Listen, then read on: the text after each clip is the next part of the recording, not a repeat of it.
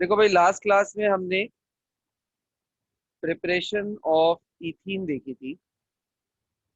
ठीक है, how to prepare ethene. अच्छा, अब इससे रिलेटेड एक प्रैक्टिस प्रॉब्लम है।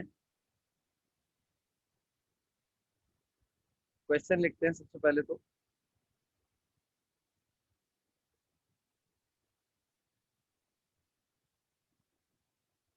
Write name and structure of alkene which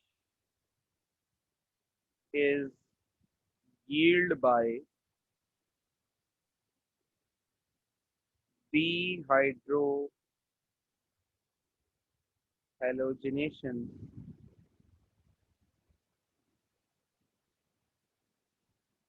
of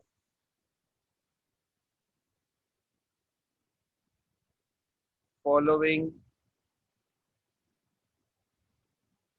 alkyl halides।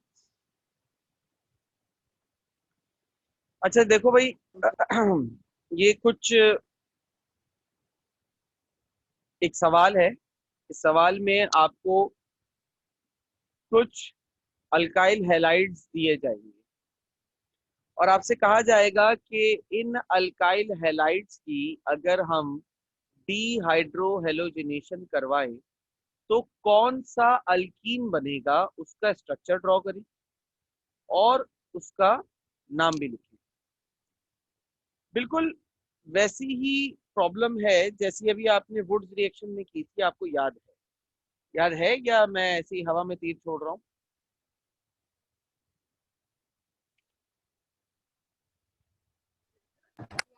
का सोडियम वाला था, हमने जो सोडियम वाला था, क्या कह रही है बेटा, दोबारा कहो।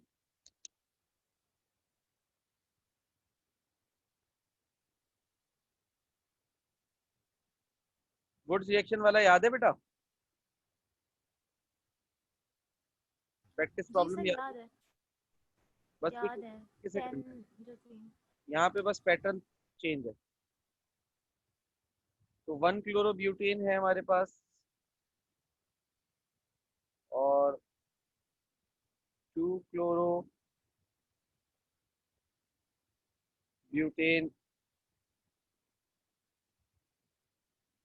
और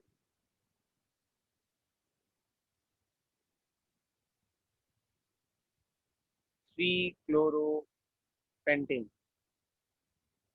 तो ये तो हो गए 3 आसान वाले जो मैं कराऊंगा। कुछ मुश्किल वाले कर लेते हैं जो आप करेंगे।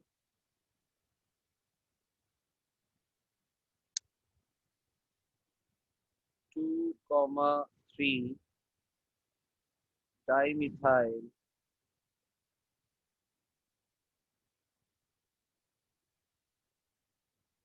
2 iodo hexane 4,3 dimethyl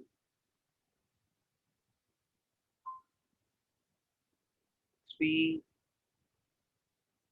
bromo octane.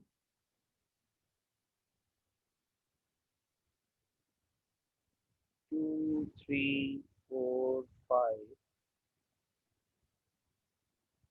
टेट्रामीथाइल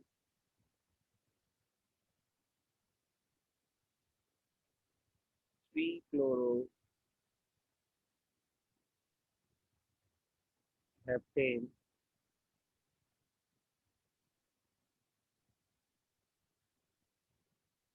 2 ethyl. तो बेटा ये 10 सवाल हैं आपके सामने।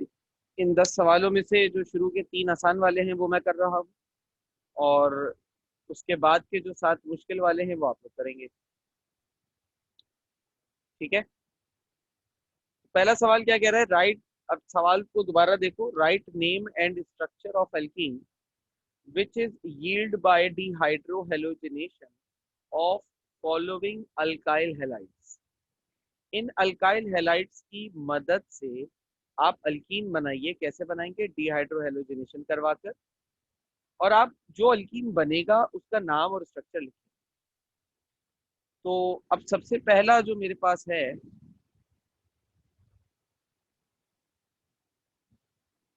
वो है 1-क्लोरो ब्यूटेन। अब 1-क्लोरो ब्यूटेन, सबसे पहले तो 1-क्लोरो ब्यूटेन क्या होता है ये ड्रॉ करो। ब्यूटेन का मतलब 4 कार्बन है इन चेन, 1 2 3 4, और 1 पे क्या लगा हुआ है? क्लोरो लगा हुआ है। ठीक है, इसके साथ H2, इसके साथ H2, इसके साथ H3 और इसके साथ H2। अब जब मुझे कहा जा रहा है कि डीहाइड्रोहेलोजिनेशन करवानी है, तो डीहाइड्रोहेलोजिनेशन के लिए जो रिएजेंट होता है वो कौन होता है? KOH होता है या NaOH होता है, लेकिन कैसा? याद रखना, एल्कोहलिक होता है। अब आपने इसकी डीहाइड्रोहेलोजिनेशन करवाई। अच्छा एक बात बताओ, इन चारों कार्बन में से अल्फा कार्बन कौन सा है? CH2 सर, CH2 फर्स्ट ये वाला वाला। CH2? नहीं नहीं सर, फर्स्ट वाला जिसपे क्लोरीन लगा हुआ है, जिसपे फंक्शनल ग्रुप लगा हुआ है। Very good, very good. Chlorine मतलब जिसपे हेलोजन लगा हुआ है, जिसपे फंक्शनल ग्रुप लगा हुआ है सर, वो होगा अल्फा कार्बन, यानी कि ये अल्फा कार्बन है। ओके।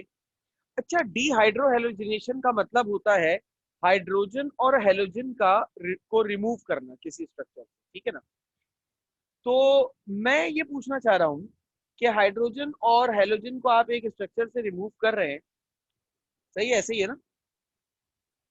तो हेलोजन तो चलो अल्फा कार्बन से रिमूव हो जाएगा, हाइड्रोजन कहाँ से रिमूव करूं? इस हाइड्रोजन से, इस हाइड्रोजन से, इस कार्बन से, इस कार्बन से, इस कार्बन से, या इस कार्बन से?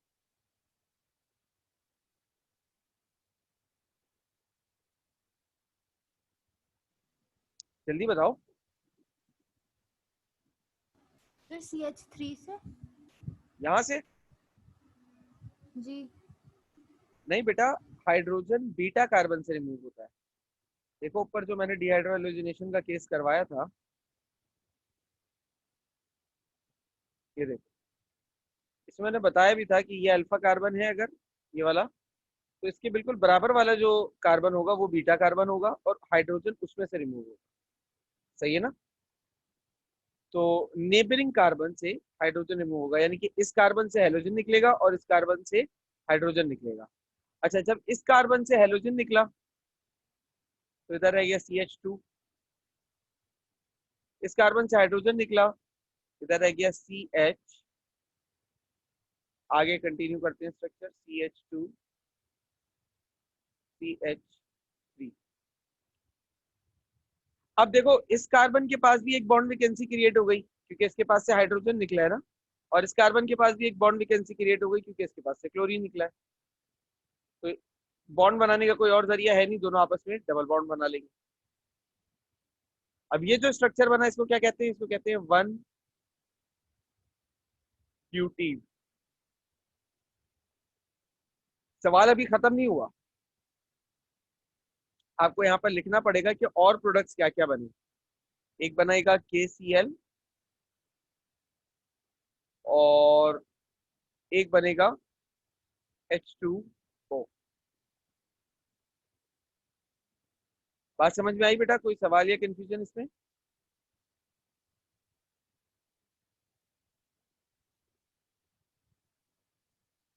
बेटा कोई सवाल या कंफ्यूजन इसमें? सर इसको 1 ब्यूटीन क्यों कहेंगे? बेटा 1-ब्यूटीन इसलिए कहेंगे क्योंकि 1 2 3 4, 4 कार्बन का मतलब क्या होता है? ब्यूट। ठीक है, और चूंकि डबल डबल बॉन्ड बॉन्ड जहाँ लगा लगा हुआ है हुआ है। तो अल्कीन के लिए ईन। अच्छा, 1 क्यों कह रहा हूँ? क्योंकि ये जो डबल बॉन्ड लगा हुआ है ये 1 पर लगा हुआ है, पहले कार्बन पर लगा हुआ है, इसलिए। ठीक है, जी सर। अब तुम्हारे सामने है बेटा 2-क्लोरो ब्यूटेन।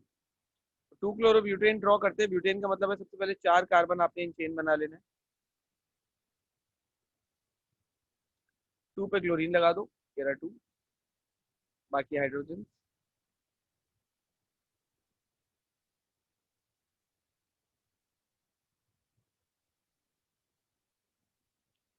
ठीक है, इसका रिएक्शन आपने करवाया एल्कोहलिक KOH के साथ।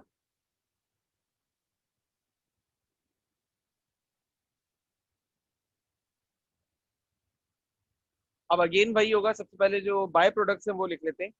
KCl को निकालकर क्या बना देगा, KCl। अच्छा, ये तो था अल्फा कार्बन, आप लोगों ने मुझे बताया भी है कि सर ये वाला जो कार्बन है ये अल्फा कार्बन है।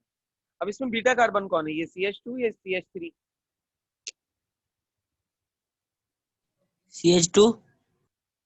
ये CH2 बीटा कार्बन है, ऐसा ही एग्री कर रहे हैं सब? दोनों भी तो हो सकते हैं, दोनों बीटा कार्बन दोनों मिलेंगे। बेटा दोनों बीटा कार्बन है। सर बॉन्ड वैकेंसी वाला बाकी तो सारे कंसीडर करेंगे ना? बॉन्ड वैकेंसी तो अभी कहीं क्रिएट ही नहीं हुई है ना, अभी तो सिर्फ अल्फा और बीटा कार्बन है। हमने कैसे अंदाजा लगाया कि राइट वाले लेंगे या लेफ्ट वाले लेंगे? मैं बता रहा हूँ, देखो मैंने अंदाजा नहीं लगाया, मैं सिर्फ बता रहा हूँ। अल्फा कार्बन कौन होता है, carbon that contains functional group. जिस कार्बन में फंक्शनल ग्रुप होता है उसको हम अल्फा कार्बन कहते हैं, ठीक है। बीटा और फिर उसके आगे आता है गैमा, फिर सिग्मा सीक्वेंस में। ये कौन से कार्बन है, neighbour carbon of alpha carbon. Alpha carbon. जो अल्फा कार्बन के नेबर्स होते हैं, अब देखो जो अभी इस स्ट्रक्चर में हमारा अल्फा कार्बन है, मुझे बताओ क्या इसका नेबर सिर्फ राइट वाला है, लेफ्ट वाला भी तो है ना? जी सर। दोनों है, इसीलिए बीटा कार्बन भी दोनों है, ठीक है।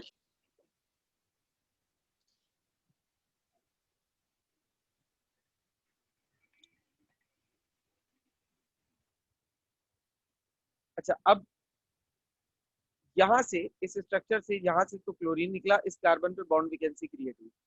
अब ये बीटा कार्बन है और ये बीटा कार्बन है, सवाल ये है कि सर हाइड्रोजन कहां से निकलेगा?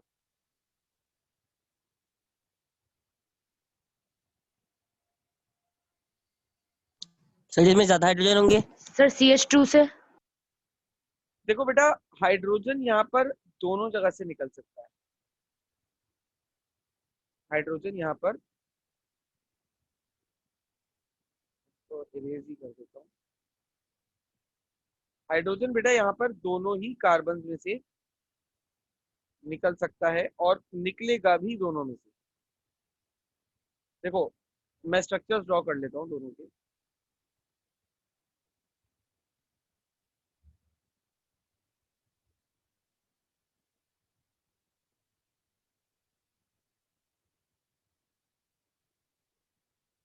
ठीक है, अब इसमें से, इस वाले कार्बन में से तो क्लोरीन निकला है, इसको छोड़ दो।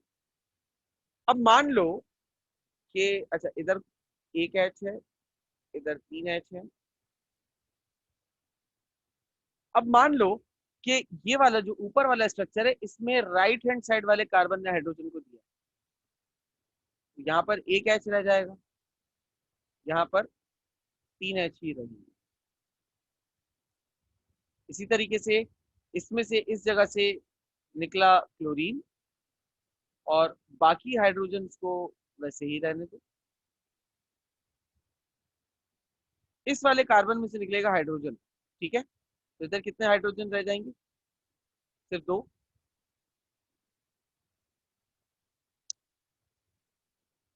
CH2। अब देखो बॉन्ड वैकेंसी इस तरफ क्रिएट हुई है इन दोनों कार्बन के बीच में, इधर डबल बॉन्ड लगा दो। अभी बॉन्ड वैकेंसी इन दोनों कार्बन के बीच में क्रिएट हुई है, इधर बॉन्ड लगा दो। अब इससे क्या होगा, इससे ये होगा कि आपके सामने दो स्ट्रक्चर्स आ जाएंगे बेटा अलग अलग। आपके सामने दो स्ट्रक्चर्स आ जाएंगे। ये जो स्ट्रक्चर है इसका नाम होगा 2 ब्यूटीन, और ये जो स्ट्रक्चर है इसका नाम होगा 1 ब्यूटीन। यानी कि जब हम 2 क्लोरोब्यूटेन की हाइड्रोहेलोजिनेशन कराएंगे तो there are 2 possibilities of product, 2 तरह की प्रोडक्ट्स यहां पर बन सकती है। एक तो आप एक तो आपके पास 2 ब्यूटीन है, दूसरा आपके पास क्या है 1 ब्यूटीन। बाकी जो चीजें उनको मैं यही लिख रहा हूँ KCl+1, बिकॉज ये क्या आपको नहीं पता कि हाइड्रोजन राइट वाले बीटा कार्बन से निकलने वाली है या लेफ्ट वाले बीटा कार्बन से निकलने वाली है। You never know. ठीक है बेटा, बात समझ में आई?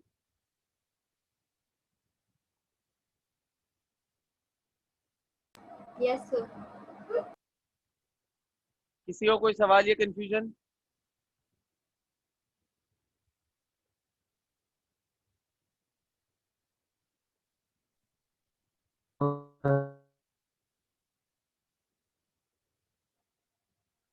नहीं है पक्का? तो बस फिर एक काम करो कि ये जो बाकी के क्वेश्चंस हैं इनको सॉल्व करना शुरू हो जाओ अभी।